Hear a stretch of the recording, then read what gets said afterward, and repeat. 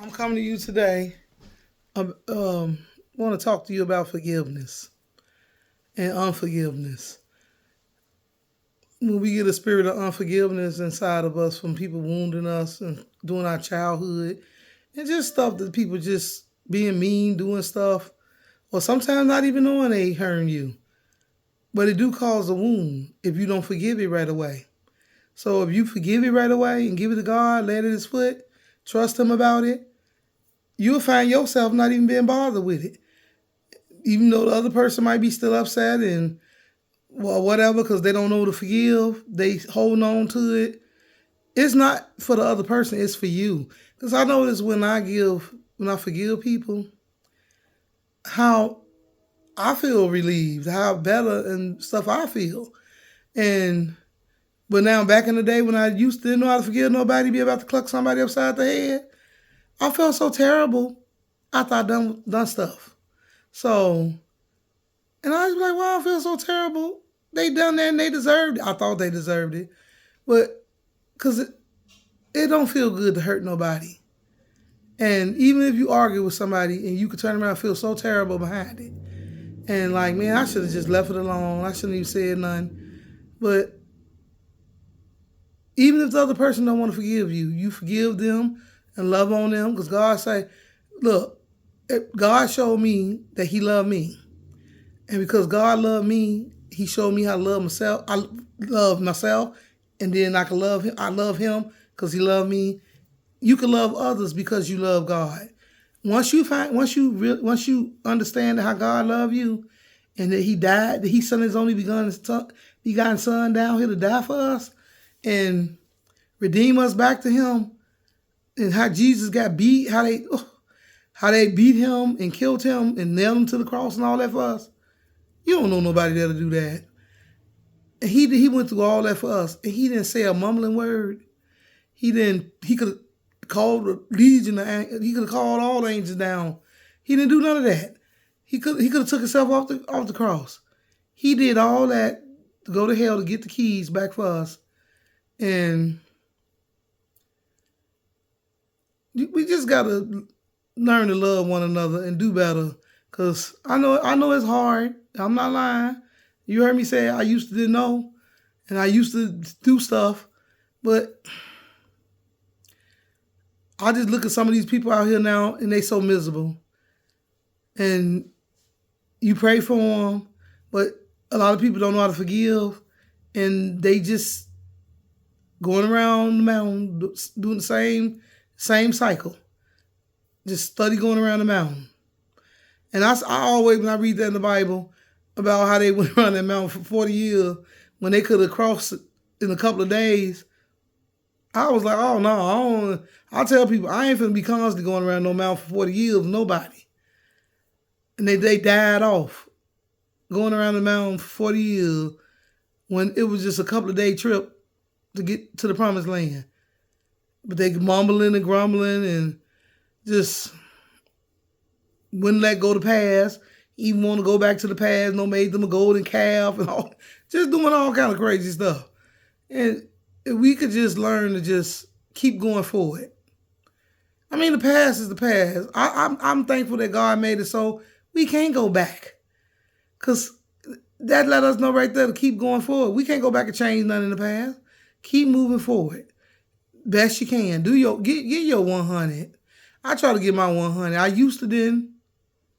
But now I try to get my 100, and I see my life, how my life been better. Because I try to do whatever I do, whether I'm making some, whatever I do. If I do it, I try to do the best. I try to give it my all. And I just noticed the difference in my life. And God wanted our best. He wanted us to be like Cain and Abel.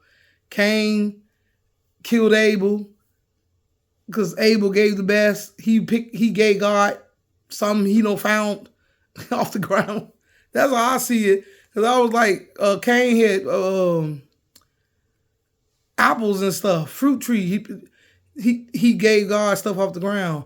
And what's name gave Abel gave his best sheep. And he killed them because God like what he gave and didn't like what he gave. And there's just so many lessons in the Bible. It's just like, but we can't get weary and well doing. We got to keep going. Look, there's a lot of stuff that be happening daily, family, and it can get heavy on you. But that's why you got to cast your cares upon God, because he cares for us, and lean not into our own understanding. We have to just give it to God, lay it at his foot. Because if we don't, well, I thank y'all for joining me today. God bless you. Keep praying. Pray for everybody. Pray. Keep yourself prayed up. Trust God. And learn to just lay it at his foot. That's what I'm going to do. There's a lot of stuff I don't understand. It ain't meant for us to understand. We ain't got to know everything. God is God. We not. So we just going to lay it at his foot. Trust him about it. Trust him with everything. Because that's what I get from the Bible. We weren't meant to take on none of this stuff. We supposed to just trust God, follow his directions, and be obedient. And things, I just noticed everything been better just doing that, instead of me trying to do my own stuff. Whatever I ever did wrong, it always messed up and went wrong. And I always say somebody trying to throw a monkey wrench in whatever. But we don't open no doors to him, and he can't throw no monkey wrench. You gotta watch yourself. Pray. Watch what you're watching. Watch who you're talking to. A lot of people trying to hold on to stuff out here, trying to keep doing the same stuff they was doing, and then don't understand why everything going wrong, because you trying to do the same stuff. You love God, but you haven't let go of nothing. I stopped smoking weed. Well, I got delivered from weed and cigarettes back 20-something years ago. And I had friends trying to, but like because I was a very heavy smoker, and then I stopped, and they thought I was crazy. But I don't care about them thinking I was crazy. It was the best thing that ever happened to me. And so I know if God can deliver me from a lot of stuff, and he all up in my life, helping me, guiding me, ordering my steps, I'm just listening to him. It's in them quiet moments you hear God. Just get quiet, cut TV off, get off the phone. You probably got to hide the phone, because some people, the phone ding, they won't look at it. Get off the phone. I might listen to some gospel music, or I might not. And I just sometimes like to sit quiet. And in my heart, you can feel the direction. Stuff will just start coming on your mind of what you should be doing. But you gotta be still and know. Get quiet with God, so you can hear him. I don't think it's in the loud things. Even though God speak, and he speak in different ways, it's the quietness. I like to sit in my room. It's the quietness when you like, oh man, there's all kind of ideas and creativity coming up in my mind.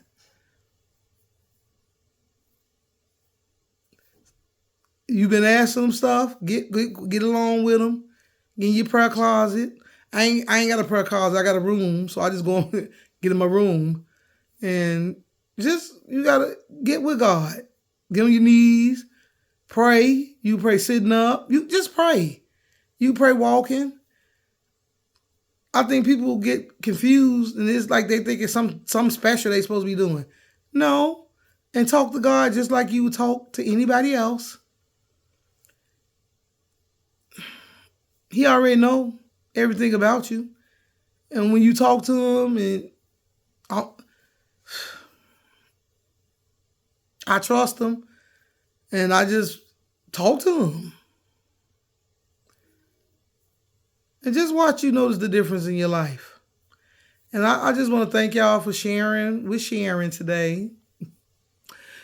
And so, like, hit that like button, hit that subscribe button, and see you next time. God bless.